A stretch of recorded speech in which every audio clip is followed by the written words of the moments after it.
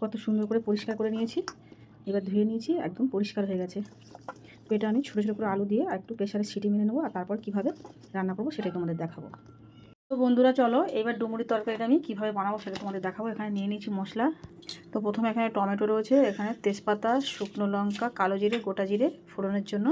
এখানে জিরে, ধনে আর গোলমরিচ একসঙ্গে পেস্ট করা আছে। চিংড়ি মাছ ছাড়ানো রয়েছে, আদা বাটা আর কাশ্মীরি লঙ্কা, লবণ আর হলুদ। তো চলো বন্ধুরা, এখানে আমি কিন্তু একটা সিটি দিয়ে নিয়েছি। এটা নর্মাল সিদ্ধও করা যায়, তো আমি জাস্ট একটা সিটি মেরে রেখে দিয়েছিলাম। তারপর পরে এটাকে আমি দেখো কত সুন্দর বন্ধুরা সিদ্ধ হয়ে গেছে। এটাকে আমি এবার এটা জল ঝরিয়ে নিয়েছি। কড়াইতে সর্ষের তেল দিয়ে দিয়েছি। গরম তেলের মধ্যে ফোড়নটা দিয়ে দেবো শুকনো লঙ্কা, তেজপাতা, কালো জিরে, গোটা জিরে। এবার দিয়ে দেবো চিংড়ি মাছ। চিংড়ি মাছটা খুব সুন্দর ভাজা ভাজা হয়ে গেছে। এবার দিয়ে দেবো আদা বাটা, দিয়ে দেবো সব মশলাগুলো। এখানে পরিমাপ দেওয়া রয়েছে, তো ওই জন্য একবারে দিয়ে দিলাম। এবার দিয়ে দেবো টমেটো আর কাঁচা লঙ্কাটা দিয়ে দিলাম। যেহেতু আমি ওখানে কাশ্মীরি লঙ্কা ব্যবহার করেছি, আর শুকনো লঙ্কা আর কাঁচা লঙ্কাতে কিন্তু ঝালটা হয়ে যাবে। মশলাটা পুরো কষানো হয়ে গেছে। এবার দিয়ে দেবো ডুমুর আর আলুটা।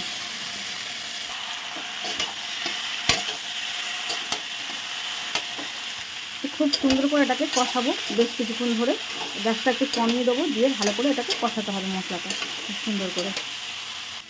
এবার দিয়ে দেবো জিরে বাটাটা। জিরে বাটাটা দিয়ে আর একটু সুন্দর করে কষিয়ে নেবো। এবার উপর থেকে গরম জল দিয়ে দেবো। জলটা দিয়ে দিয়েছি বন্ধুরা। এবার অল্প একটু ফুটে উঠলেই কিন্তু তরকারিটা একদম রেডি হয়ে যাবে।